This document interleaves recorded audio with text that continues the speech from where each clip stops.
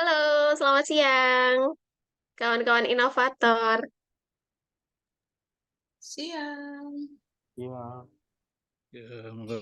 Oke, gimana Selamat kabarnya nih? siang, Mbak Naimi. Halo, gimana kabarnya, Ya, Pak? Alhamdulillah sehat, Mbak Naimi. Oke, luar Halo Mbak biasa Naimi. sekali. Halo Mbak Halo. Naimi. Ya, Gimana selamat kabar? siang Oke, juga Gimana untuk kabar Mbak teman-teman Naimi? Mbak Naimi, teman-teman semua yang hadir dalam kesempatan ini. Semoga sehat selalu. iya.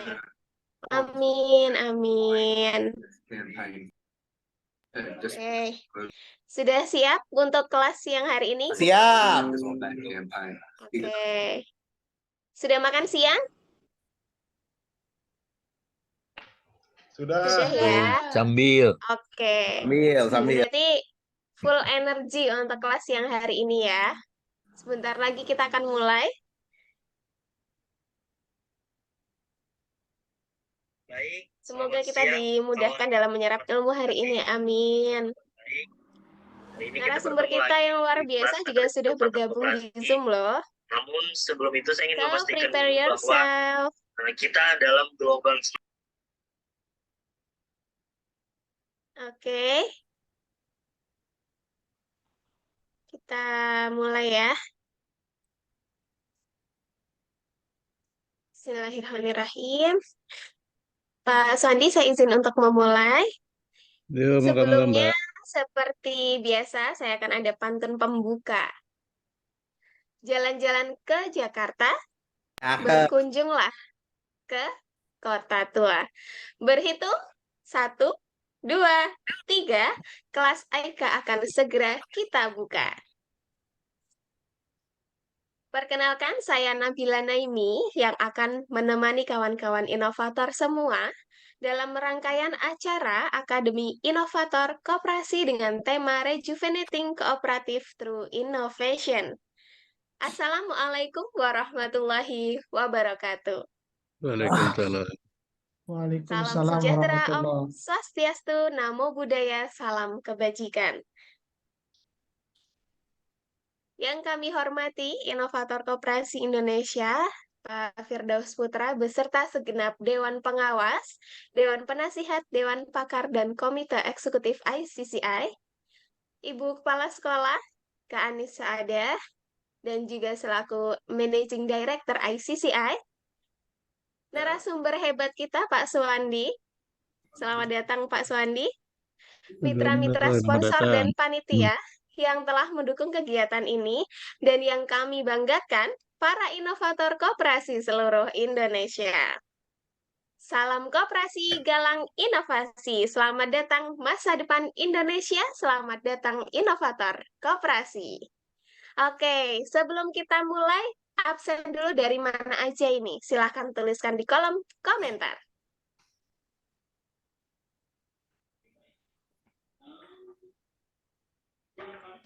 Oke, dari Jakarta sudah hadir. Tangerang, Makassar, Jogja siap. Nggak bisa di-mute nggak? Suara orang ya? Oke, bisa Pak. Goblok. Oke, Bangka Belitung. Oh, Semarang panas. Ke Jogja aja Pak Yahya. Di Jogja dingin nih sekarang. Oke, luar biasa sekali dari berbagai daerah sudah merapat di kelas AIKA ini luar biasa. Oke, dan Akademi Inovator Koperasi atau AIKA angkatan tahun ini adalah angkatan pertama ya, rekan-rekan inovator, didedikasikan oleh Indonesian Consortium for Cooperative Innovation atau kita sebut ICCI sebagai komitmen untuk menyegarkan kooperasi Indonesia melalui inovasi. Terima kasih kepada ICCI yang telah membuka keran-keran inovasi untuk kita semuanya. Oke, sudah ready semuanya ya dari berbagai daerah sudah bergabung. Nah, untuk kelas kali ini, kelas terakhir di kelas A, untuk materinya yaitu tentang permodalan dan pendanaan koperasi yang akseleratif. Oke, tentu sudah familiar ya dengan permodalan di koperasi. bagaimana permodalan dan pendanaan tersebut diolah untuk level up, mengakselerasi operasi rekan-rekan inovator semuanya. Oke, untuk narasumber pada siang hari ini yaitu Dr. Suwandi. Selamat siang, Pak Suwandi. Beliau Selamat siang, merupakan tim Mbak. ahli. Assalamualaikum. Waalaikumsalam. Beliau merupakan tim ahli asistensi RUU Perkoperasian di Indonesia dan memang beliau sangat concern ya di perkoperasian di Indonesia ini.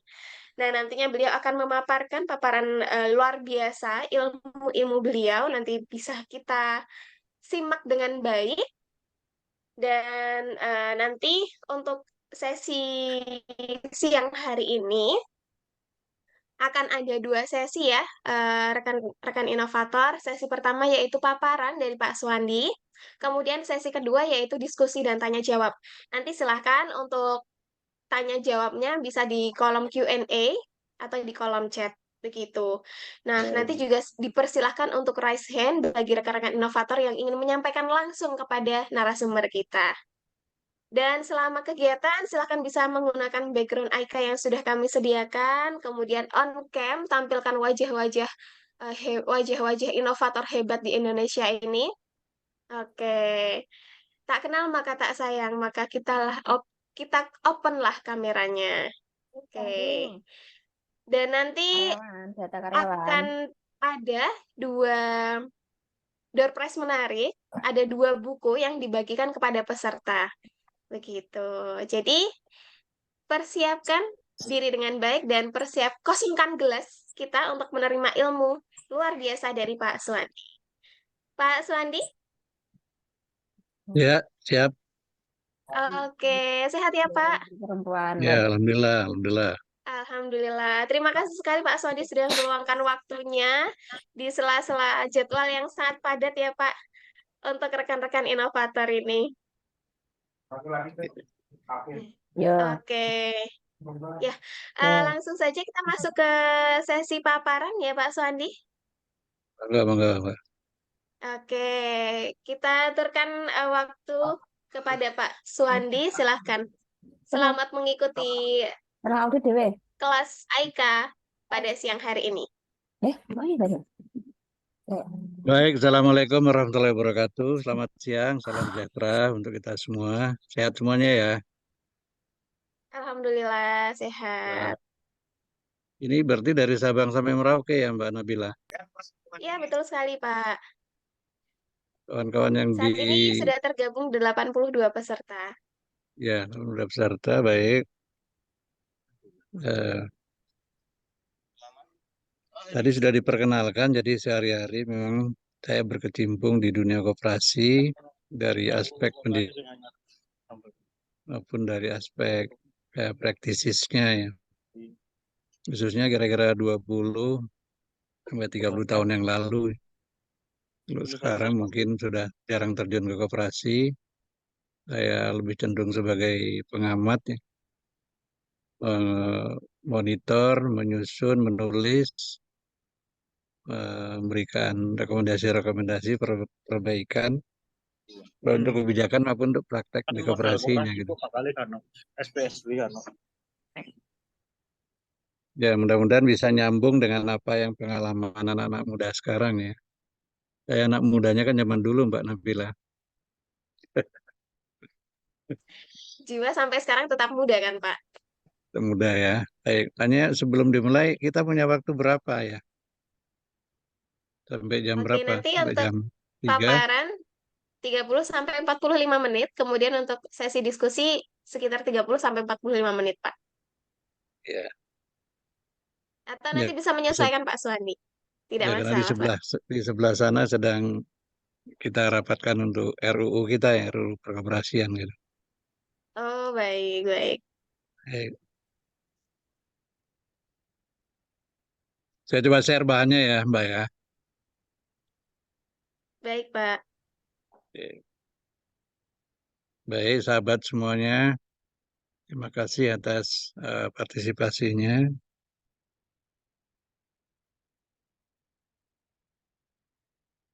Oh, ini bahan belum bisa dilihat ya, Mbak? Sudah bisa, Pak. Nggak bisa. Bentar, saya Oke, bisa di-share ulang, Pak.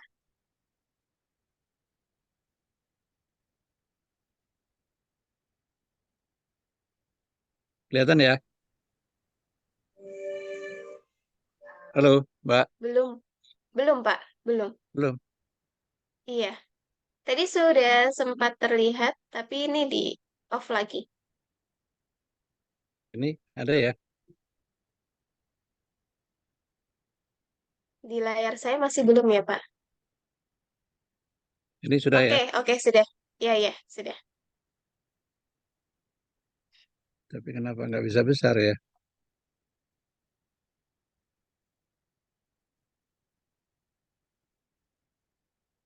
Oke, bisa ya Mbak? Kelihatan ya? Ya, aman, Pak. Sudah kelihatan. Nah, oke. Jadi kepada saya diminta untuk ya sebutlah bertutur, kemudian kita mendiskusikan yang terkait dengan kalau judulnya itu heboh banget itu modal dan pendanaan gitu. Oke, nanti kita coba kupas di mana sebetulnya kesamaan dan perbedaannya gitu. Sebelum jauh bicara modal, saya singgung sedikit mengenai sebenarnya disebut koperasi itu syaratnya macam apa sih gitu, seperti apa gitu ya. Nah, kalau secara teoritik tentu ada 4 aspek atau 5 aspek yang bisa apa namanya, yang bisa menjadi ciri sebuah koperasi sehingga bisa disebut sebagai koperasi. Yang pertama tentu ada orang, ada kelompok-kelompok orang eh, yang sebagai pendiri atau sebagai anggota dan seterusnya lah. Kelompok-kelompok orang itu harus punya motif, harus punya dasar kebutuhannya yang harus dipenuhi dengan cara berkooperasi, gitu. Nah, yang berikutnya ada tiga instrumen atau alat yang disebut dengan organisasi yang di IC itu disebut sebagai perusahaan koperasi. Jadi perusahaan koperasi itu adalah alat saja untuk berfungsinya sebuah pelayanan atau bisnis di dalam koperasi. Yang keempat, memberikan layanan kepada anggota dan tujuannya memajukan kesejahteraan anggota. Nah, di Indonesia, di negara kita lah ya, sebuah koperasi itu dasarnya memang legal gitu. Jadi ada badan hukumnya. Bahkan tidak cukup, harus juga ada izin usahanya. Bahkan tidak cukup, harus ada NIK-nya, nomor induk apa namanya koperasinya. Jadi dimulai dari ketiga ini, suatu koperasi itu yang disebut dengan syarat-syarat legalitasnya cukup ya, memadai. Nah, kemudian kalau kita membaca di penjelasan Undang-Undang 25, jadi kita masih Undang-Undang 25, maka ada jenis-jenis koperasi yang disebutkan di sana gitu. Yang pertama tentu adalah yang kita kenali sebagai koperasi produsen. Koperasi produsen ini anggotanya yang produsen, kemudian koperasinya berfungsi untuk menyelenggarakan pelayanan yang bersifat bersama, sehingga harganya bisa lebih murah, diterima anggota murah, kemudian kos produksi dari anggotanya murah sehingga bisa bersaing, kira begitu. Kemudian kalau korporasi konsumen juga pengadaan, tapi sifatnya untuk konsumsi anggotanya. Tujuannya supaya dengan uang yang sama bisa dapat barang yang sama atau lebih banyak. Jadi memang tingkatnya untuk menyelenggarakan meningkatkan daya beli. Operasi pemasaran jadi jual dan beli dalam rangka untuk memastikan produk anggota bisa dijual atau memastikan ada pendapatan yang bisa diterima. Nah, kalau koperasi jasa itu tujuannya adalah efisiensi biaya dan harga jasanya, gitu. Yang terakhir operasi simpan pinjam. Simpan pinjam itu di banyak teori, juga di luar negeri disebutnya juga sebagai operasi produksi sebetulnya. Operasi simpan pinjam atau operasi atau bank koperasi itu. Nah, kemudian koperasi yang semacam itu kita juga mempraktekkan ya di banyak koperasi, koperasi yang banyaknya, yang unitnya banyak, yang disebut juga dengan multipurpose atau yang kedua yang single usaha. Nah, tadi kita dengar sayup-sayup sampai ada apa namanya, ada slide atau video mengenai multi pihak. Nah, saya kira tidak tidak apa namanya itu salah satu varian dari koperasi yang sekarang memang sedang digandrungi oleh masyarakat, terutama masyarakat muda gitu. Nah, jadi kalau yang banyak usaha itu tentu tidak apa namanya, tidak terkonsentrasi. Jadi inti bisnisnya mungkin menyebar di banyak unit itu. Tapi kalau tunggal usaha seperti simpan pinjam, pasti bisnis unitnya apa namanya, akan bisa diidentifikasi dengan mudah gitu. Nah, ini adalah tipologi koperasi yang sekarang ini jalan, yang existing gitu. Ada juga yang menyebut jenis koperasi berdasarkan keanggotaannya. Jadi koperasi pegawai negeri, koperasi TNI, koperasi pemuda, koperasi mahasiswa. Nah, itu yang di dalam undang-undang tidak disebut jenis, tapi rupa-rupa koperasi gitu. Nah, ke depan, ini kita bicara ke depan. Bicara ke depan artinya ada payung hukumnya adalah draft undang-undang yang sekarang disusun. Jadi istilah-istilah jenis koperasi produsen konsumen itu barangkali ke depan akan ditinggalkan ya. Dihapus sih tidak, tapi kemungkinan akan ditinggal karena apa? Karena ke depan dasarnya adalah klasifikasi lapangan usahanya gitu di sini dari KBLI-nya. Nah, kalau Anda klik ya KBLI untuk usaha simpan pinjam koperasi, baik misalnya koperasi simpan pinjam atau unit simpan pinjam, atau koperasi simpan pinjam pembiayaan syariah, atau unit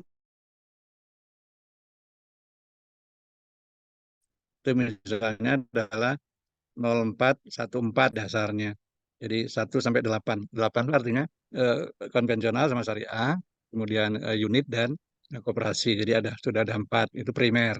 Dan yang sekunder juga ada sekunder unit, ada sekunder koperasi, konvensional dan syariah. Maka baku lapangan usahanya adalah dasarnya 6414. Jadi kalau 1 itu artinya adalah apa namanya, unit simpan pinjam. Tapi kalau 64142 itu adalah untuk koperasi simpan pinjam. Kalau 0414 itu artinya adalah koperasi simpan pinjam pembiayaan syariah. Gitu. Oke, ini yang pertama. Mari kita tengok yang berikutnya.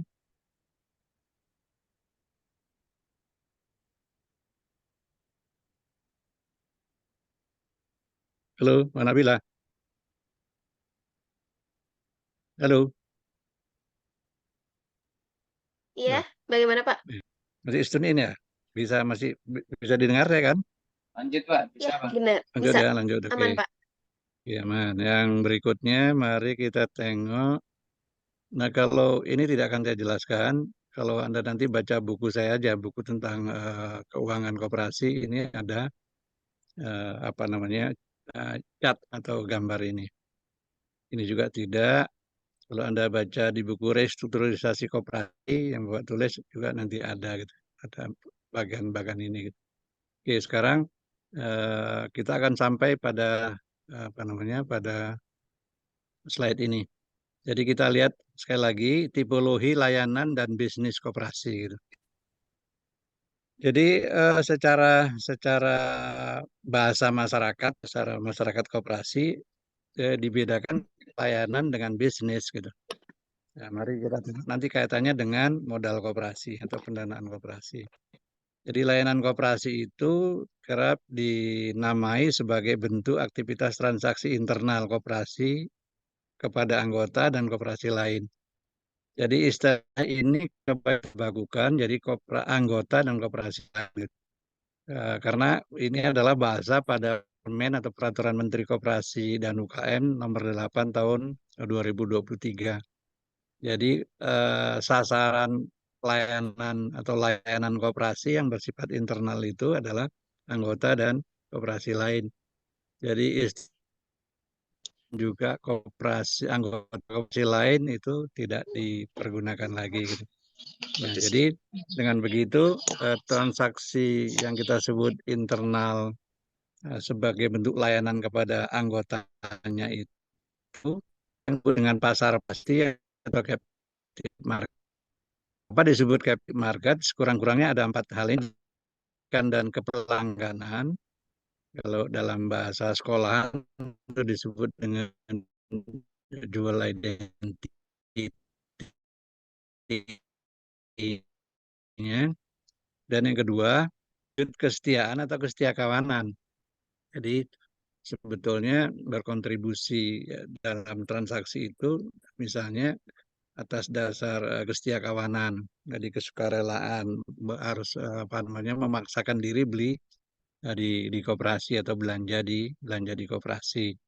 Kemudian sebagai bentuk partisipasi kontribusi belanja dan dalam hal memodali dan seterusnya. Kemudian ukuran atau kapasitas pasarnya. Jadi umumnya kalau kita bicara internal itu captive-nya itu memang tidak luas meskipun ada juga yang luas. Nah, bentuk yang semacam ini umumnya adalah pada koperasi simpan pinjam atau unit usaha simpan pinjam ya, baik bentuknya koperasi maupun unit usaha gitu. Nah, di sebelah kanan itu adalah bentuk bisnis. Jadi bisnis itu sering dicirikan sebagai aktivitas transaksi kepada bukan anggota gitu. Jadi karena dia bukan anggota yang dilayani oleh koperasi, tentu saja opportunity, dasarnya adalah opportunity peluang yang memang bisa ditangkap dengan kemampuan koperasi dalam rangka melayani selain anggota dan juga anggotanya gitu. Jadi pendekatannya rasional gitu. Jadi misalnya mudah, murah, cepat gitu. Kemudian ya bersaing dengan pelaku yang lain gitu. Jadi misalnya unit pertokoan gitu, unit pertokoan atau transportasi. Ya rasionalitas yang menjadi dasar adalah bahwa koperasi memang sanggup bersaing dengan misalnya menawarkan harga yang mudah, secara mudah ya, kemudian murah dan juga bisa tidak kalah dengan yang lain itu kecepatannya gitu. Kemudian memerlukan upaya lebih karena apa? Karena memang ya kalau tidak upaya lebih tidak ada punya kelebihan dari yang lain akan ditinggal oleh konsumen yang bukan anggota gitu. Nah, ukuran pangsa pasarnya mungkin tak tertentu gitu. Bisa kecil, bisa besar. Tapi umumnya kalau memang koperasi masuk ke sini, tentu harapannya atau estimasinya memang karena besar lah maka koperasi masuk di situ gitu. Nah, jadi untuk koperasi-koperasi semacam koperasi pengadaan, baik konsumen maupun produsen, ini adalah areanya gitu. Selain anggota juga melayani anggota gitu. Kemudian koperasi pemasaran. Jadi apakah dia memasarkan produk anggota atau juga memasarkan produk yang lain yang memang dibutuhkan di masyarakat di situ. Sepanjang bisa dilakukan dengan cara-cara yang inovatif, saya kira bisa bertahan di pasar itu dan itu artinya memang captive-nya seperti itu. Yang terakhir koperasi jasa. Nah, ini adalah tipologi koperasi di sektor real. Sebelah kanan itu tipologi koperasi sektorial, sebelah kiri itu tipologi koperasi yang non sektorial. Nah, kemudian semuanya baik yang kiri maupun kanan itu memerlukan modal gitu. Nah, tetapi modal ini kecenderungan kalau kita memaknakan yang disebut modal itu kan ekuitas, artinya modal sendiri. Nah, tentu tidak cukup untuk mendanai koperasi eh, yang kanan atau kiri itu secara bersama-sama atau salah satunya gitu. Nah, umumnya kalau kurang dioptimumkan kapasitas anggota, bila tidak maka keputusannya adalah utang. Nah, kalau utang juga sekurang-kurangnya pertimbangannya kan dua kan.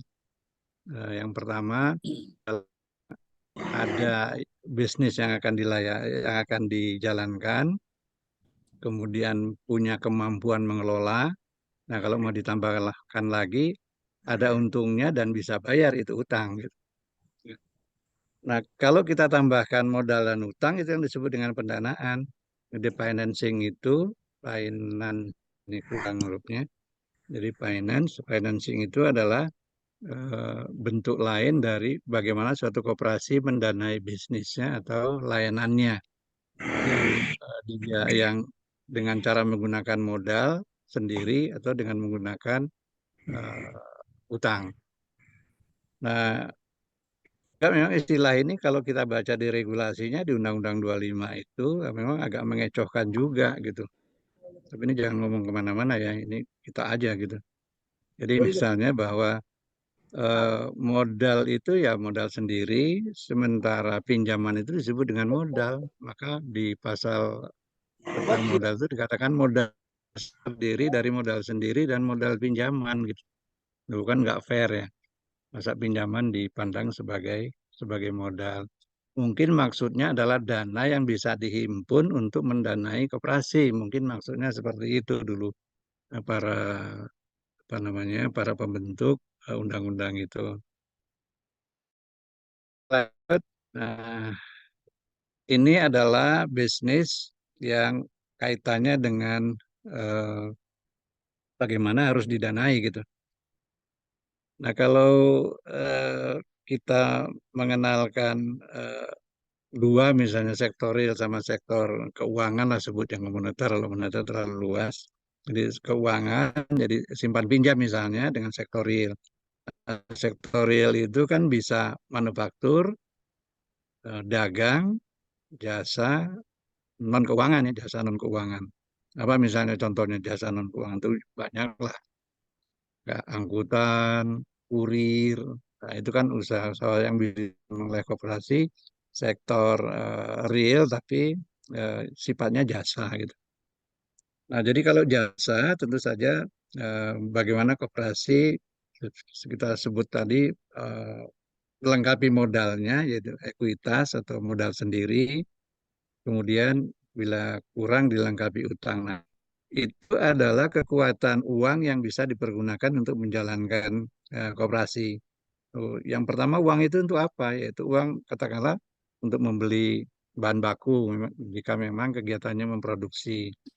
Jadi kalau misalnya koperasi peternakan Bandung Selatan atau koperasi peternakan Bandung Utara misalnya, atau kalau kita ke Jogja itu di daerah khas, banyak koperasi di sana, apakah KUD atau non KUD.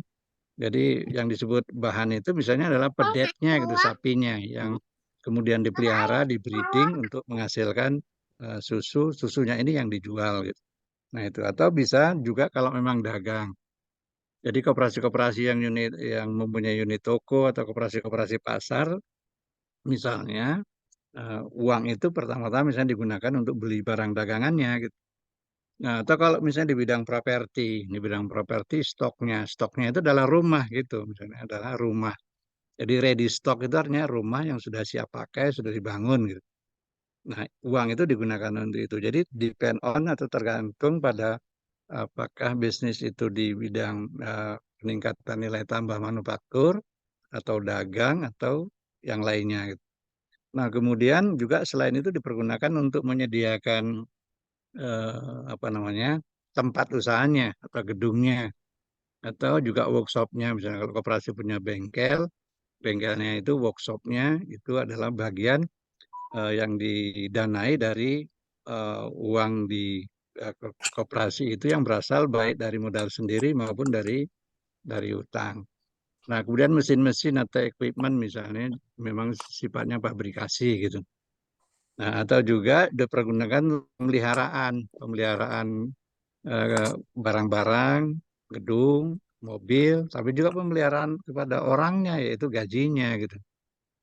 Nah, saya tidak tahu persis apakah Anda semua di sini bekerja di koperasi, apakah sebagai pengawas, sebagai pengurus digaji apa tidak. Gitu. Kalau sebagai karyawan pastilah mestinya dibayar. Gitu. Nah, itu adalah uang yang dipergunakan dari dana-dana yang terkumpul dari yang kita sebut modal sendiri dan atau utang itu. Nah, kemudian setelah itu diproses. Diprosesnya kalau di manufaktur misalnya bisa menghasilkan barang setengah jadi, kemudian barang jadi. Nah, barang jadi itu ada yang sifat penjualannya kredit, ada yang memang cash, harus cash misalnya, harus tunai. Tapi ada juga yang kombinasi antara tunai dengan kredit gitu. Tergantung tadi produknya apa gitu. Jadi umumnya barang-barang yang memang susah dijualnya, umumnya ya selain cash juga ada atau ditawarkan dengan cara dikredit. Nah, kalau kredit tentu akan menciptakan apa namanya piutang, piutang dagang. Kalau cash, kalau tunai artinya langsung menciptakan uang. Nah, jadi dengan kata lain sebenarnya kita melihat bahwa kalau bisnis di sektor real itu memang ada jeda waktu dari uang tunai dikeluarkan untuk membentuk uang tunai lagi gitu. Nah, dengan demikian apa namanya turnover ini akan mempengaruhi kebutuhan dana nanti yang harus disediakan oleh koperasi. Nah, kalau kita perhatikan tadi penggunaannya uang itu sifatnya tentu ada yang investasi, ada yang bersifat modal kerja. Nah, kalau awal-awal, kalau misalnya akan membangun koperasi di bidang perbengkelan, misalnya tentu saja equipment yang diperlukan, nah itu investasinya. Nah, kemudian selebihnya adalah untuk modal kerjanya. Jadi kalau secara sederhana, investasi adalah setiap bentuk pengeluaran yang apa namanya, yang sifat penggunaannya itu bisa lebih dari 1 tahun atau lebih dari 1 tahun. Jadi kalau misalnya koperasi itu memang menghasilkan roti, menjual roti, tentu saja plastik itu, plastik yang dipergunakan untuk membungkusnya itu adalah untuk modal kerjanya, untuk beli bahan baku untuk membuat rotinya itu adalah modal kerjanya. Tapi alat-alat yang dipergunakan itu ada yang modal kerja, ada yang investasi gitu, tergantung. Jadi kalau alatnya plastik, nah, sekali pakai habis tentu ya itu apa namanya modal kerja dan seterusnya lah. Jadi dengan begitu kebutuhan modal itu bisa dilihat dari putarannya dikalikan sekali putar itu berapa. Jadi modal dibutuhkan diketahui dan nanti akan dibiayai dari mana. Apakah cukup dari uang sendiri, koperasi, atau harus juga utang. Nah, utang ini juga macam-macam kan tentunya. Ada utang dagang, ada utang apa namanya, utang yang eh, di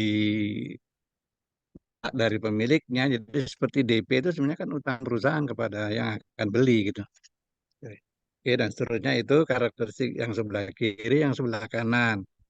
Nah, kalau yang sebelah kanan, tentu saja uang yang dihimpun dari simpanan-simpanan anggota dan koperasi lain, ya, kemudian ditambah dengan dana yang dimiliki sendiri oleh koperasi sebagai ekuivalen, atau ditambah dengan utang yang lain, itu yang diputar sebagai uang yang diputar dalam bentuk pinjaman. Pinjaman nanti ada angsuran, angsuran ini juga ada peluangnya, resikonya untuk kurang lancar atau juga bisa menyebabkan macet. Jadi itu adalah risknya. Nah, apa namanya sama. Jadi kebutuhannya juga nanti tergantung pada putaran eh, bagaimana koperasi meminjamkan kepada anggota atau kepada koperasi lainnya gitu. Nah, jadi ini adalah hubungan antara tipologi bisnis di sektornya itu dihubungkan dengan perlu atau bagaimana kebutuhan pendanaan itu bisa dikalkulasi dan nanti akan dibiayai dari mana. Oke, kita lanjut.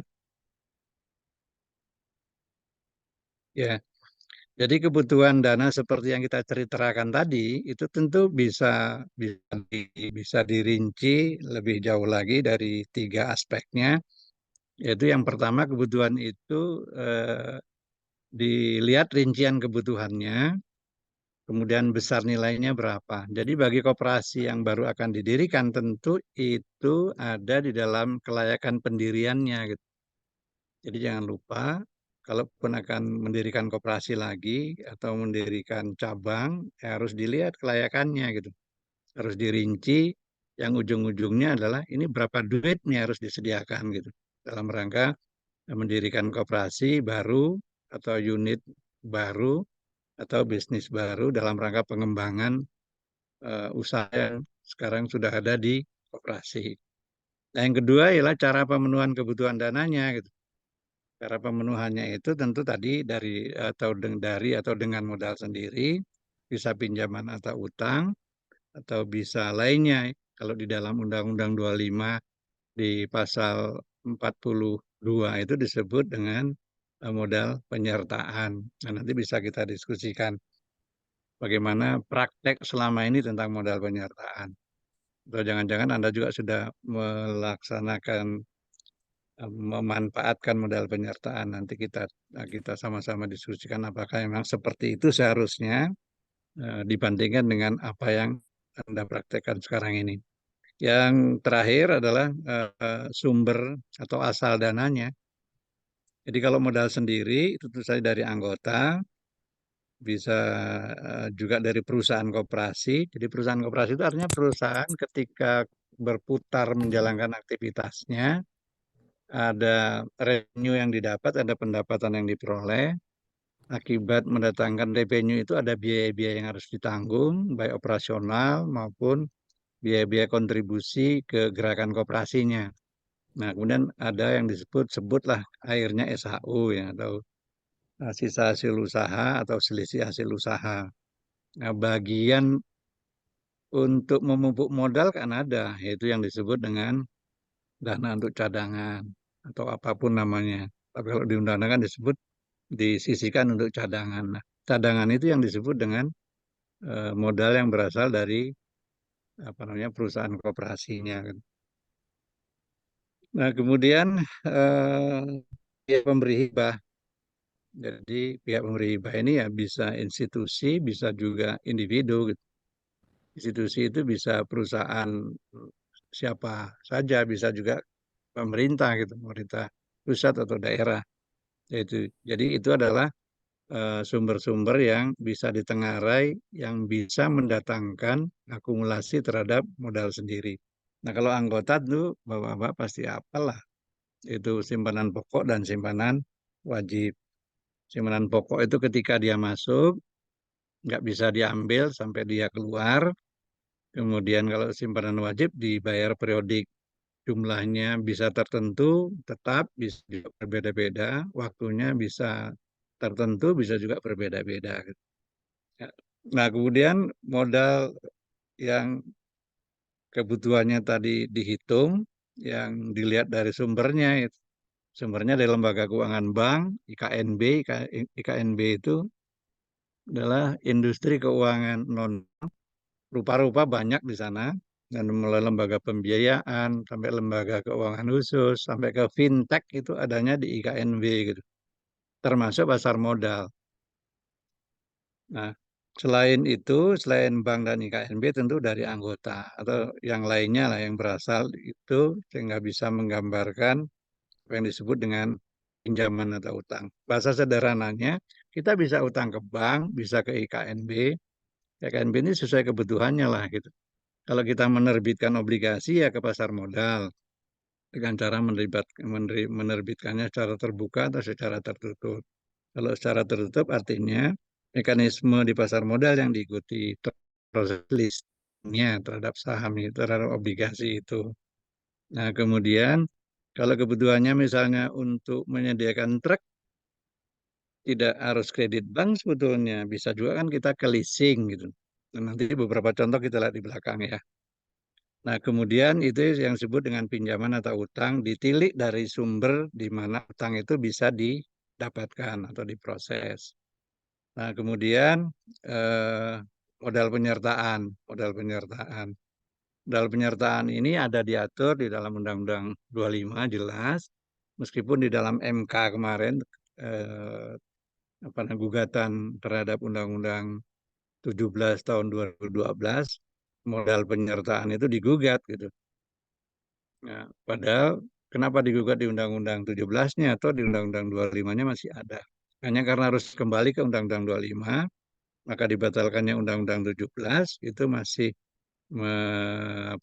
masih membenarkan adanya modal penyertaan untuk dijadikan sumber pendanaan koperasi yang dasarnya adalah Undang-Undang 25. Dan modal penyertaan itu ada peraturan pemerintahnya kan, yaitu peraturan pemerintah atau PP nomor 33 tahun 98. Oke, waktunya masih cukup ya, Mbak? Semuanya masih cukup waktunya? Ya, kira-kira 10 menit Masih lagi ya. cukup, Pak. Oke. Masih silakan bisa dilanjutkan, Pak. Oke. Nah, sekarang kita lihat bagaimana mekanisme semua modal yang kita sebut tadi itu bisa diproses menjadi upaya untuk pendanaan koperasi gitu. Jadi kalau pasarnya kita lihat dua ya, pasar internal, intern, dan pasar eksternal gitu. Jadi kalau misalnya simpanan pokok dan simpanan wajib, itu tentu mekanisme intern. Misalnya mekanisme intern itu artinya tata cara menyetornya, kapan, kemudian besarnya berapa, itu diatur dalam anggaran dasar lah, atau anggaran rumah tangganya gitu.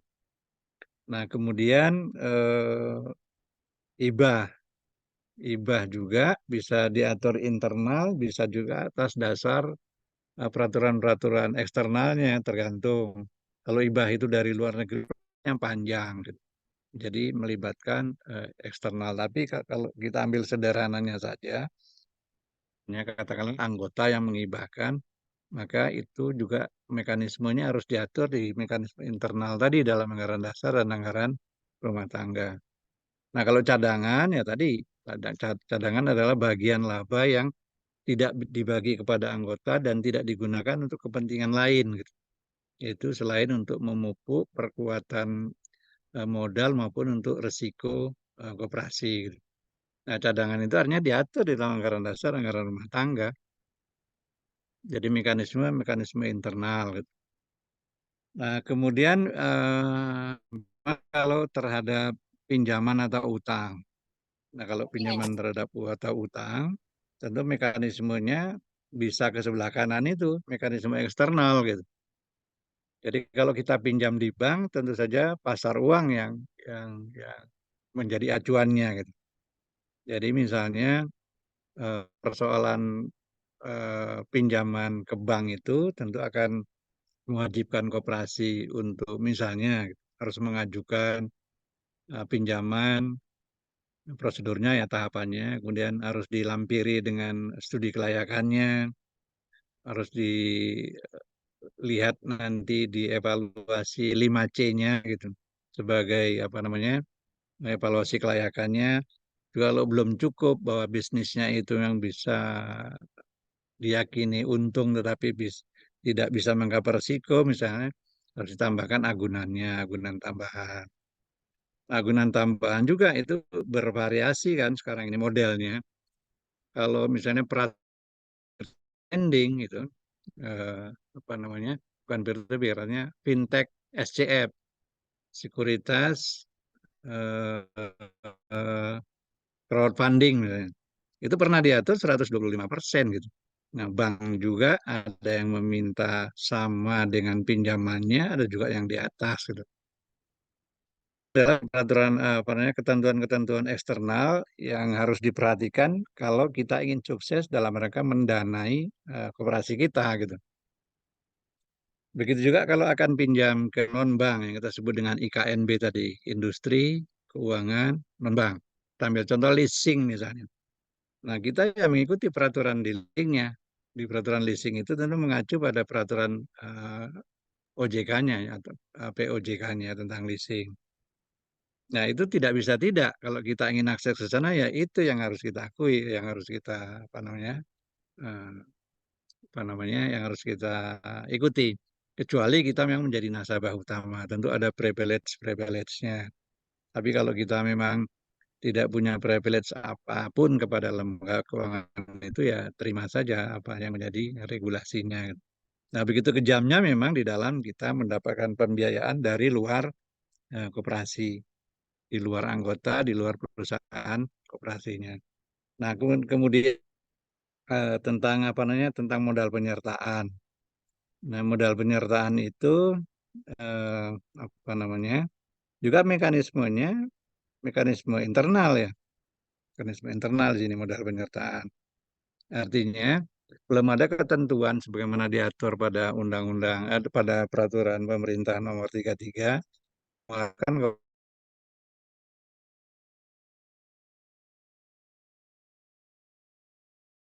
koperasi itu masuk ke pasar PP 33 tahun 98 itu. Artinya mekanismenya apa? Ya internal gitu. Kemudian apa namanya eh, eh, modal yang bisa dikumpulkan sebagai upaya untuk mengembangkan atau memenuhi modal koperasi atau pendanaan koperasi. Surat utang gitu. Yang D ini ya surat utang. Nah, surat utang itu di luar obligasi ya selain obligasi. Kalau di umum di di perusahaan-perusahaan non koperasi disebutnya sebagai commercial paper gitu. Commercial paper. Commercial paper itu perjanjian antara dua pihak bisa di bawah tangan, bisa resmi gitu, untuk menggunakan suatu dana yang dimiliki pihak lain oleh sebagai lendernya dan pihak lain yang akan menggunakannya, dan ada janji bayar selama kurun waktu berapa, misalnya apa namanya, setengah tahun, 3 bulan, 4 bulan. Jadi kalau commercial paper itu tentu jangkanya jangka pendek gitu. Kalau mau jangka panjang ya obligasi. Obligasi itu kan surat tanda bukti. Obligasi ini adalah kebalikan dari saham atau share. Share itulah surat tanda pemilikan terhadap suatu bisnis, satu perusahaan. Kalau obligasi adalah surat tanda bukti hutang dari yang menerbitkan obligasi itu kepada yang memegang obligasinya. Jadi bahasa lain, memegang obligasi itu adalah investornya gitu. Jadi penerbit koperasi dalam ini misalnya itu berhutang kepada pemegang obligasi atau investornya. Nah, di dalam obligasi itu sekurang-kurangnya diatur berapa nilai nominalnya, harganya juga nanti ada harga bukunya, juga harga pasarnya, dan ada janji kesanggupan memberikan apa namanya, bunga obligasinya, dan kapan akan dibayar bunga itu, apakah di akhir tahun atau per 6 bulan, itu diatur di dalam bagaimana prospektus penerbitan obligasi itu. Nah, bagi Anda yang sudah berkecimpung di pasar modal, bukan satu hal yang baru lagi gitu. Oke, itu kalau kita bicara sumber-sumber modal yang tadi sudah kita bicarakan di sini, di apa namanya, di slide ini ya, ini adalah sumber-sumber modal. Sumber modal, bentar kita lihat. Oke, ini sumber modal tadi, sumber modal. Dan di sini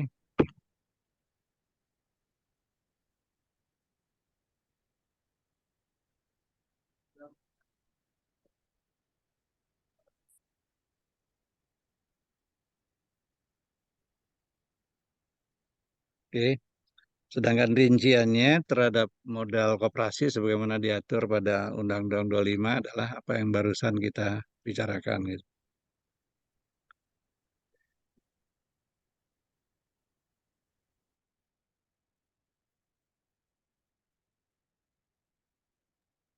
Oke, masih ada satu slide lagi. Waktunya belum lewat kan ya, Mbak? Oke, Belum, Pak. Bisa oke, dilanjutkan, Pak. oke, masih ada 2 slide ternyata. Nah, sekarang Oke.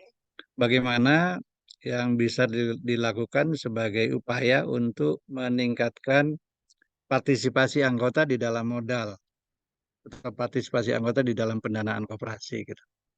Dalam bahasa yang sederhana, dalam bahasa mudahnya, kalau koperasi akan meningkatkan modal atau pendanaannya, partisipasi modal yang akan dihimpun dari anggota itu kira-kira dengan cara seperti apa gitu. Nah, yang pertama ialah dengan cara kreatif dan inovatif pengurus atau pengelola gitu. Jadi ada kreasi dari apa namanya, dari pengurus atau pengelola untuk mendapatkan dana secara upaya dalam rangka mendorong partisipasi anggota. Nah, yang kedua, ada usaha yang membutuhkan pendanaan, dan pendanaannya itu memang harus dengan mendorong peran partisipasi anggota gitu. Nah, yang ketiga, ada instrumen yang tepat, yang menarik di pasar keuangan, yang kalau anggota melihat itu, oh oke, saya nih gitu. Atau kalau ada koperasi lain, oke, ini saya akan bersedia ini mendanai ini. Nah, yang terakhir adalah dikomunikasikan di pasar anggota ya. Pasar anggota itu artinya ya captive lah, internal anggota gitu. Bahwa pengurus atau pengelola sedang merencanakan pengembangan usaha dalam bentuk kreasi usaha tertentu. Untuk itu modalnya diharapkan berasal dari anggota gitu. Nah, itu bentuk komunikasinya. Nah, selain itu, untuk instrumen tertentu tadi seperti obligasi misalnya, bisnis itu harus didanai dalam instrumen obligasi. maka dikomunikasikannya tidak cukup hanya kepada anggota, tapi juga kepada investor nih, pada investor. Investor itu adalah pihak yang memiliki dana yang bersedia untuk membeli apa yang ditawarkan oleh operasi itu sebagai instrumennya. Nah, kalau secara strategiknya,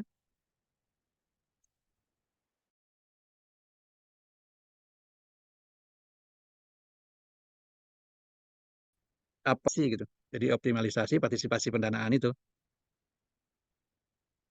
Nah, yang kedua adalah mendiversifikasi sumber-sumber gitu. Bagaimana supaya anggota itu terlibat meningkat partisipasinya di dalam modal, dia harus ada diversifikasi Aku bentuk-bentuk pendanaan. aku isa nganu, isa. Atau bisa juga dikembangkan oleh pengembangan instrumen inovatif. Instrumen inovatif apa contohnya? Ya, eh, instrumen-instrumen di luar simpanan pokok simpanan wajib. Di luar itu ya inovatif lah. Apakah misalnya modal penyertaan termasuk inovatif? Kalau pandangan saya iya gitu. Dan obligasi apakah suatu instrumen untuk mendatangkan dana ke koperasi itu adalah inovatif? Iya gitu. Karena apa? Karena bagian yang umumnya atau lazimnya tidak dilakukan oleh koperasi gitu. Nah, tentu saja semua ini ada hitung-hitungannya ya. Jangan lupa itu ada hitung-hitungannya. Bahwa setiap mendatangkan uang pasti akan ada biayanya. Bahwa setiap akan menempatkan uang pada suatu layanan atau bisnis koperasi pasti ada risikonya. Itu sudah rumusnya bisnis ya seperti itu. Rumusnya layanan yang dilakukan oleh suatu organisasi usaha ya memang seperti itu. Oke, nah ini yang terakhir. Yang terakhir adalah bagaimana koperasi itu secara inovatif merekayasa instrumen atas aktivitas usaha yang dijalankan oleh koperasi gitu. Jadi tidak harus bergantung kepada misalnya eh, apa eh, apa namanya pinjaman bank pinjaman bank lagi tidak harus begitu gitu.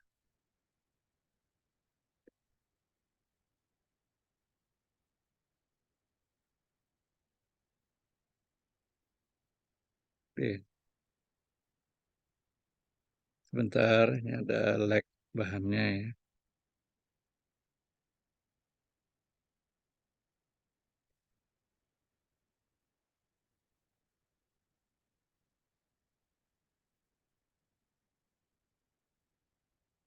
Oke.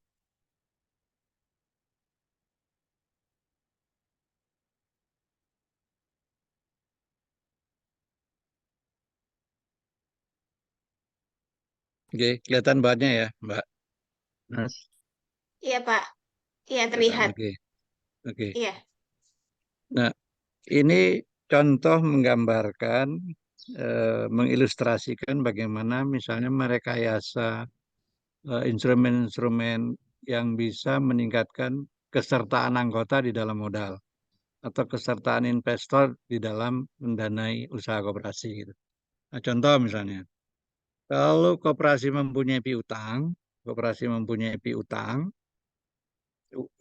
itu bisa direkayasa untuk bisa mendatangkan dana bagi koperasi sebelum utang itu jatuh tempo, sebelum piutang itu jatuh tempo gitu. Nah, instrumennya apa ya? Itu anjak piutang. Anjak piutang di dalam bahasa bisnis keuangan disebut juga dengan factoring. Jadi factoring adalah salah satu sumber dari luar, masuknya ke IKNB itu industri keuangan non bank yang bisa dipergunakan untuk mendanai usaha koperasi yang bersifat segera ya. Jadi yang bersifat immediate, yang bersifat segera itu misalnya mendadak, misalnya untuk kepentingan likuiditas koperasi. Kalau kasnya nggak cukup, banknya tidak cukup, ambil uang di banknya nggak cukup ya. Salah satu caranya bagaimana koperasi bisa menggait dana dari piutangnya gitu. Nah, mengenai factoring ini ada sekurang-kurangnya ada dua teknik ya. Teknik yang pertama yang paling mudah dijual gitu. Jadi kalau piutang misalnya Anda menjual barang hasil produksi koperasi atau produksi anggota, Anda punya tagihan misalnya ke satu koperasi yang memang menjadi apa namanya tempat kita mengirim barang itu ke sana atau Anda menjadi suppliernya kepada perusahaan itu, misalnya nilainya 500 juta. Nah, tiba-tiba ada satu kebutuhan yang mendadak dan rapat pengurus memerintahkan pada pengelola, oke, Anda jual aja itu terus juta itu. Kalau dijual tentu tidak sebesar 500 juta itu persoalannya, gitu. Nah, jadi juga anggota perlu tahu, perlu disadarkan juga bahwa kalau kita menjual piutang tidak tentu jarang untuk bisa mencapai nilai nominal dari piutang itu, gitu. Sebutlah misalnya 80%. Jadi 80%, yang 20% itu adalah biaya dari kita mencairkan di depan piutang itu. Jadi kalau dijual artinya nanti tanggung jawab piutang itu yang menagih bukan kita lagi, tapi adalah pihak pembeli dari piutang itu gitu. Oke. Jadi contoh misalnya koperasi susu tadi ya, atau koperasi sawit misalnya. Koperasi sawit itu petaninya melalui koperasi kan mengirim barangnya ke IPS, ke industri pengolahan sawit atau industri pengolahan susu. Kemudian berton-ton itu dikirim ke IPS-nya, bayarnya katakanlah seminggu, 2 minggu, 3 minggu. Saya baru lihat terakhir untuk industri sawit itu misalnya ada yang rata-rata 2 minggu ya, rata-rata 2 minggu. Tapi ada juga yang 1 bulan gitu. Jadi untuk menalangi kebutuhan anggota petaninya, tentu koperasi harus punya uang. Nah, tiba-tiba koperasi nggak punya uang misalnya, kasnya nggak cukup, banknya nggak cukup. Ya bisa saja piutangnya itu dijual. Itu cara yang pertama. Cara yang kedua dengan cara digunakan untuk jaminan gitu. Oke dah, saya pinjam uang sejumlah 300 juta. Ini berasnya, agunannya piutang 500 juta. Gitu. Ya, jadi kita pinjam 200, saya 300, borosnya 500 juta. Nah, kalau itu menjadi underlying atas pinjaman kita, tentu yang nagih adalah kita kepada penerbit piutang itu. Gitu. Jadi kita bayar nanti kepada di mana kita pinjam ditambah perjanjian bunganya berapa gitu atau kita akan berikan bagi hasil berapa gitu. Oke. Eh, jadi kalau kita bayar 300 juta plus biayanya misalnya berapa misalnya 10 juta jadi 310, kita tagihannya tadi 500, kalau jatuh tempo ya kita masih tersedia uang 190 juta lagi. Oke. Nah, itu kalau piutang. Yang kedua, kita punya persediaan. Persediaan ini cenderung kepada persediaan, bisa persediaan bahan baku atau persediaan bahan mentah gitu. Ya, persediaan baku atau bahan mentah atau persediaan barang jadi gitu. Jadi pabrik-pabrik tekstil, katakanlah di GKBI itu, GKBI misalnya sebagai contoh, belum tentu tepat nih untuk menggambarkan ini. Mori yang harus dipasok ke anggota-anggotanya, koperasi anggotanya, dan anggotanya kepada pembatiknya itu apakah di Pekalongan, di Solo, di Cirebon dan lain-lain gitu. Nah, itu artinya apa? Artinya bahwa mesti koperasi ini punya persediaan karena anggota kapan saja perlu kan harus bisa dipasok. Nah, persediaan yang belum digunakan tapi koperasi butuh uang itu bisa dipergunakan juga untuk apa namanya untuk mendapatkan uang untuk mendanai usaha koperasi. Nah, khusus di pertanian, jadi koperasi yang tani petaninya itu adalah apa namanya menanam padi misalnya, rangka untuk mendapatkan harga yang lebih baik, maka untuk sementara disimpan untuk di gudang.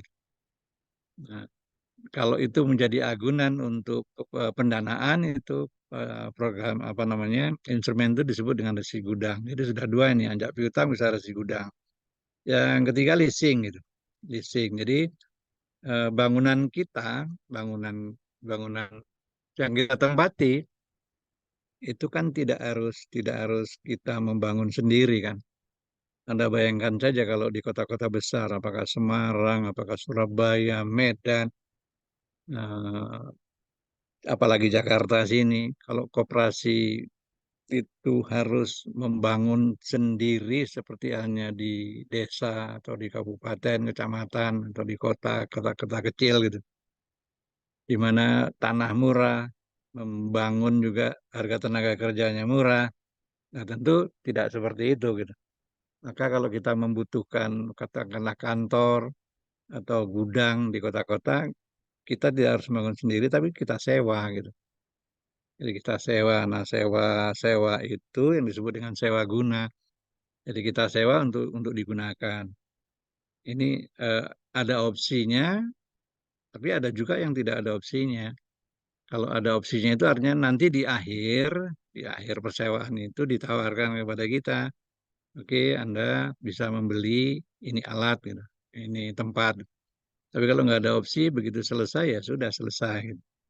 Nah, begitu juga kalau misalnya koperasi itu mempunyai proyek mengerjakan jalan, misalnya sebut apa, jalan tol, jalan arteri, atau jembatan, atau bangunan rumah, atau gedung, alat-alat yang dibutuhkan tentu tidak perlu dibiayai dengan dana cash sendiri, tapi bisa dengan cara leasing itu. Anda bayangkan saja kontraktor-kontraktor jalan itu kan, kalau harus membeli alat sendiri, nanti disimpan sendiri, itu biayanya dipastikan mahal dan tidak akan terjangkau gitu. Apalagi nilainya juga tidak terlalu besar sekali gitu. Kecuali memang dilakukan berulang-ulang atau juga sebagai stok itu kan lain lagi. Yang berikutnya apa namanya, alat-alat itu juga bangunan atau apa ya namanya, kendaraan ya, kendaraan. Tadi bangunan sudah, sekarang kendaraan. Berpikir punya usaha taksi, awalnya kita memiliki atau koperasi taksi misalnya, atau koperasi angkutan, ya angkutan barang atau angkutan orang gitu. Katakanlah mempunyai 100 unit, oke, 100 unit, kontrak dengan bank. Gitu. Eh, tapi ada satu model lagi yaitu sale and lease back. Sale and lease back itu katakanlah 1,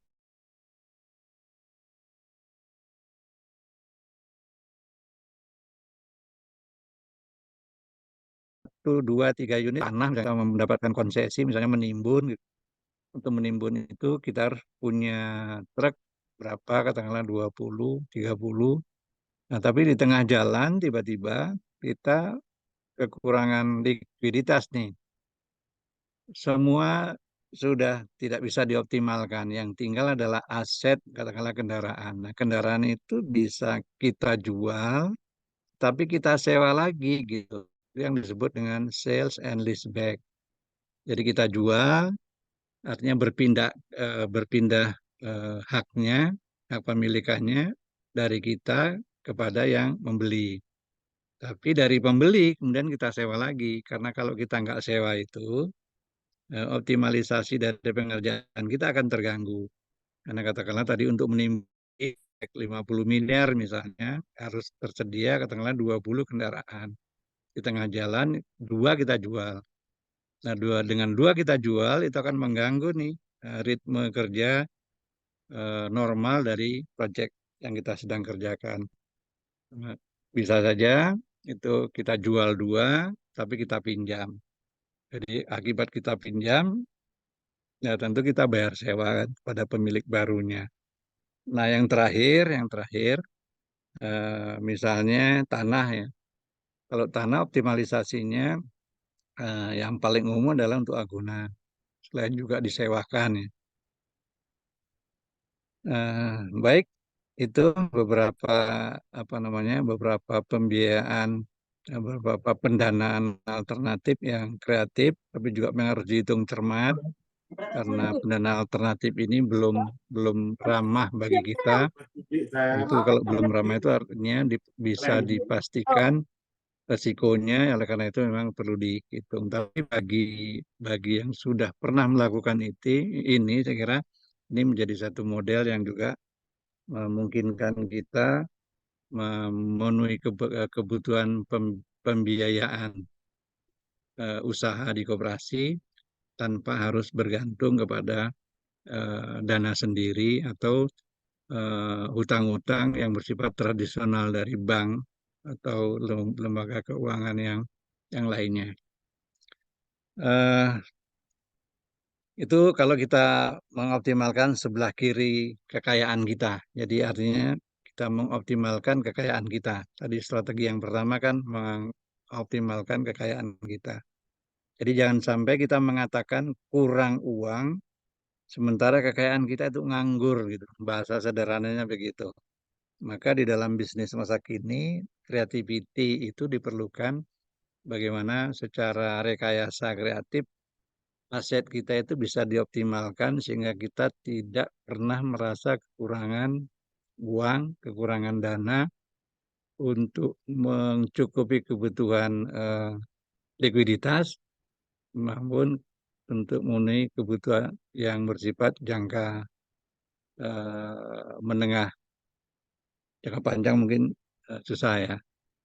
Sekurang-kurangnya ya jangka pendek dan jangka menengah.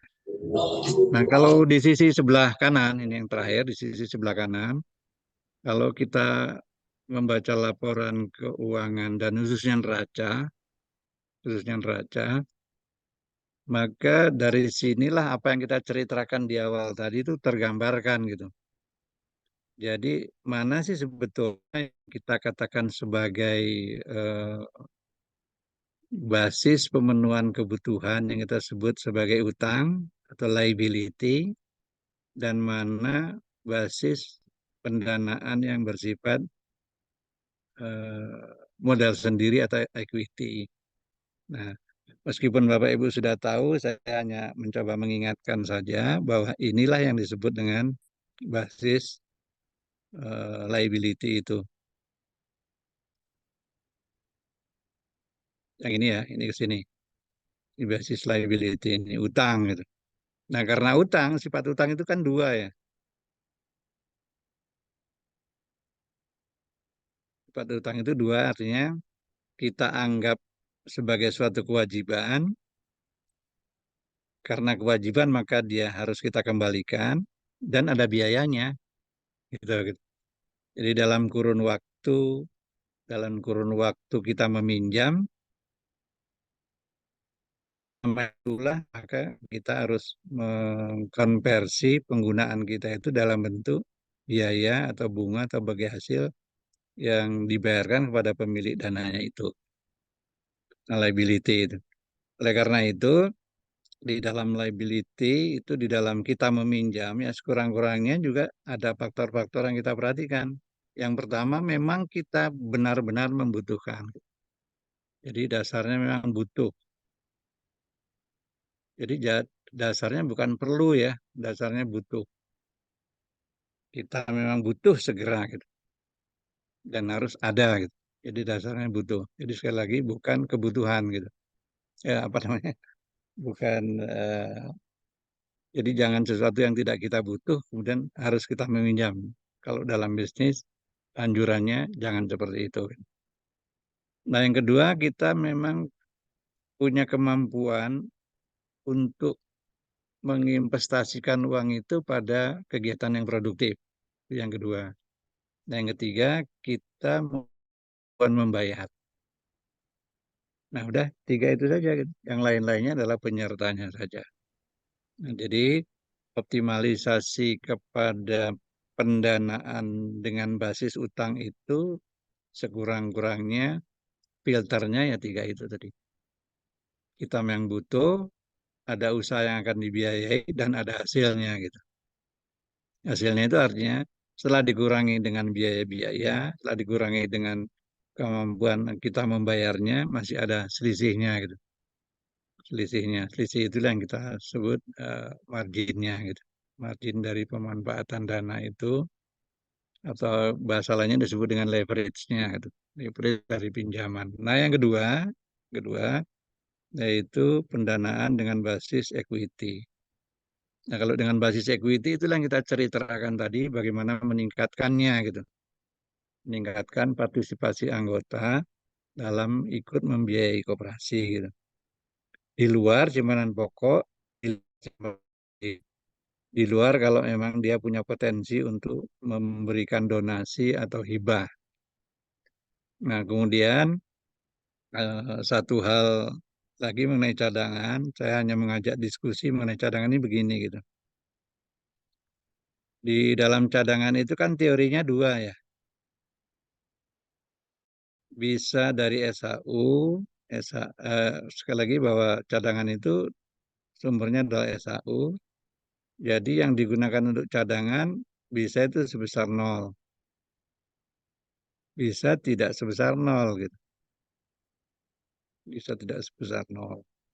Nah, artinya begini bahwa jangan sampai manajemen dan anggota ini kan selalu tarik menarik ini dalam menetapkan cadangan. Kalau maunya anggota cadangan kecil saja, bila perlu nol supaya yang dibagi kepada anggotanya besar gitu.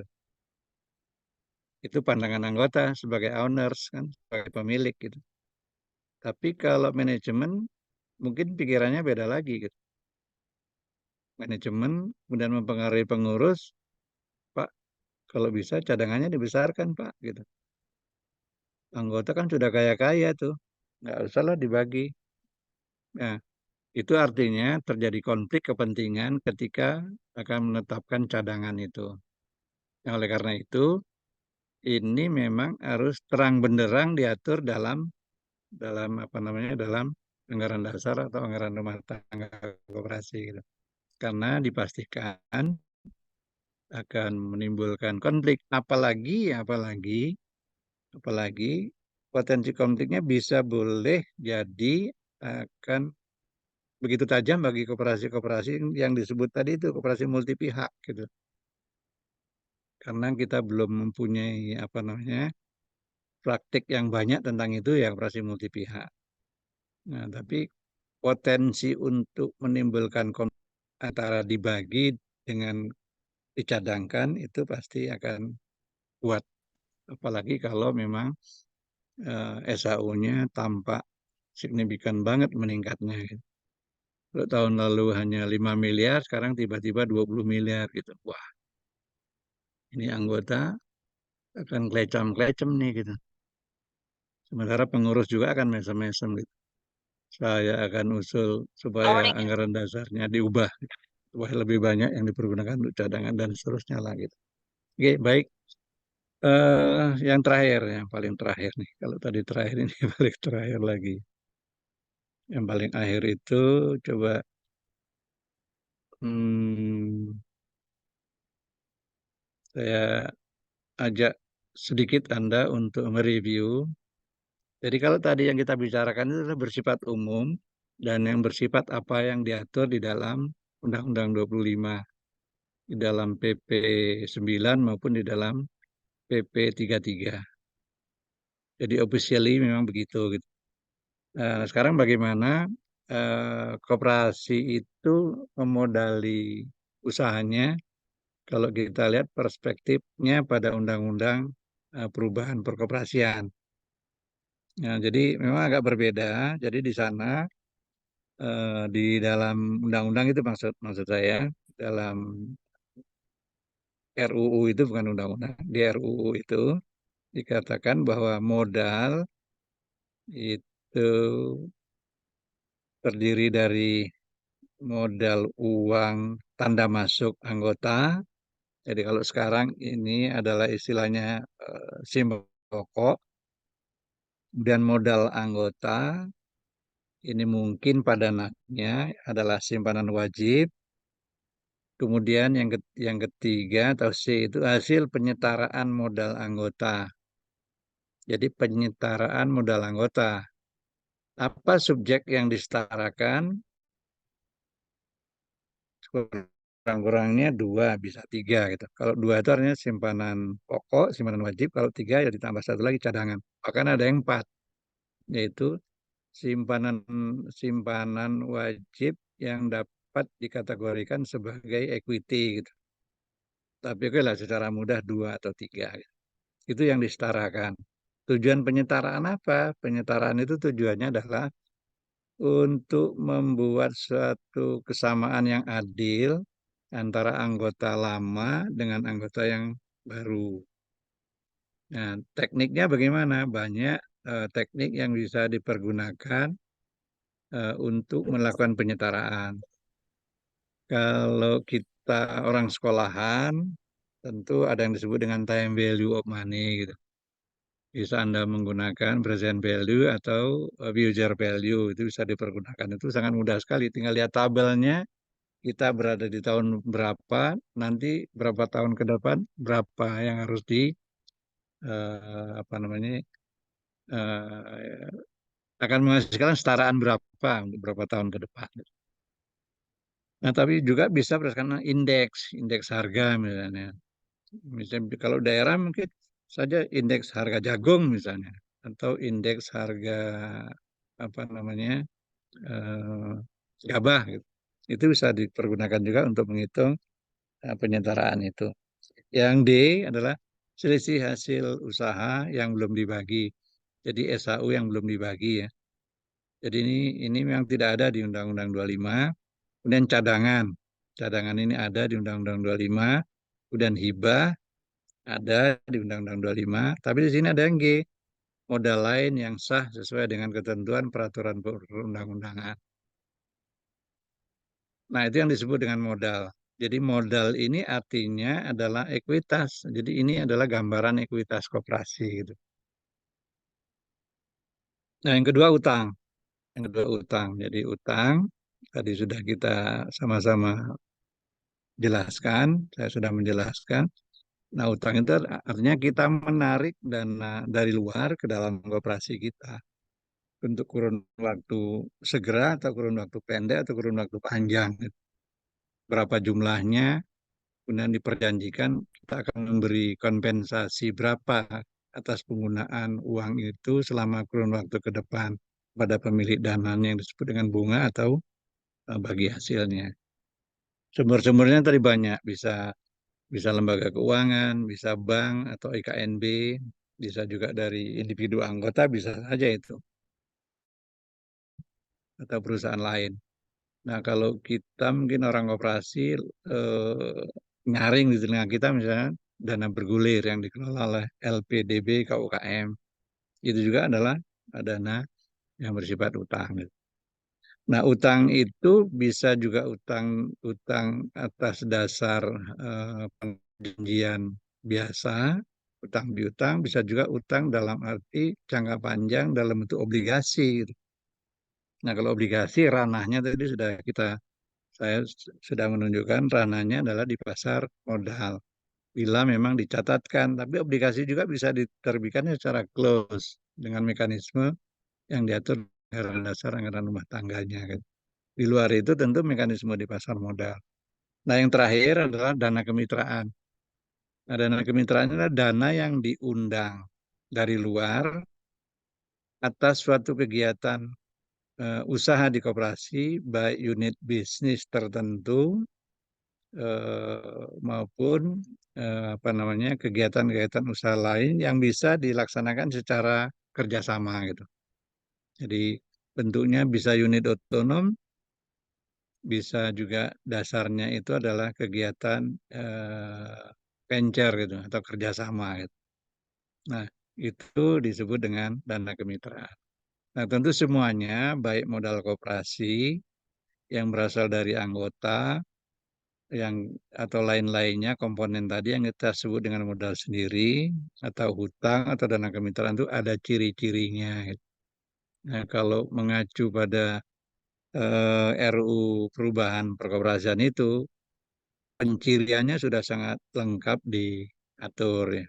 Sehingga bagi para pengguna khususnya kalangan pengurus koperasi, pengawas koperasi, pengelola koperasi, anggota koperasi mudah untuk mencernanya dan ini bersifat lebih dalam lagi. Jadi kalau kita melihat di Undang-Undang 25 itu dibanding dengan sejenis yang memang bersentuhan kepada masyarakat, khususnya anggotanya, memang dangkal banget ya. Jadi untuk keluar dari kedangkalan itu ya makanya koperasi lagi-lagi ya utang, lagi-lagi ya utang gitu. Nah, oleh karena itu di Undang-Undang 2 apa namanya undang-undang pengubah Undang-Undang 25 itu, atau undang-undang perubahan nanti ya, itu didesain lebih dalam. Sehingga mungkin koperasi dapat melakukan aktivitas-aktivitas transaksi internal terkait dengan modalnya, baik dia maupun dengan cara keluar. Baik, itu pancingan saya untuk diskusi. Mudah-mudahan kita bisa lebih mendalamkan lagi sesi kita kali ini dengan mendiskusikannya pada sesi diskusi kita. Gitu. Itu saya serahkan pada moderator ya, Mbak Nabila, silakan. Ya. Oke, baik Pak Suwandi. Terima kasih sekali atas paparannya luar biasa. Dan tadi sudah dipaparkan juga ada skema permodalan yang bisa kita gunakan di koperasi. Ada 3 ya Pak untuk garis besarnya. Itu di modal sendiri, kemudian modal dari hutang, dan juga modal penyertaan. Termasuk kreativitas dari permodalan masuk di situ. Oke. Dan Pak Suwandi ini rekan-rekan inovator ini sudah terpancing Pak atas pancingan materi tadi. Dan ada beberapa pertanyaan yang sudah masuk di kolom komentar. Kemudian ada juga yang sudah raise hand, Pak. Ini kita Ya. persilahkan untuk yang raise hand terlebih dahulu ya, Pak ya.